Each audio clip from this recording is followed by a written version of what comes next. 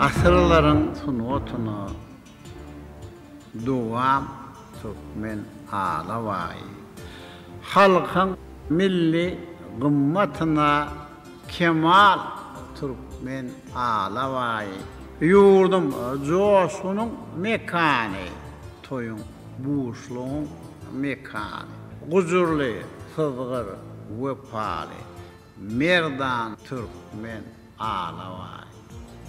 Durku pelyan, şiir misali, midemez şöhratli yolu. Kenarına hatat merler, yol eşenler kervan kervan, ağramına altın merler, halal Türkmen ağlavay.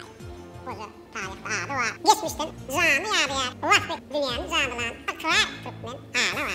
Nefis hali, bedevim değil, miraslar müpederinden, yenişlerin hatarından nişan Türkmen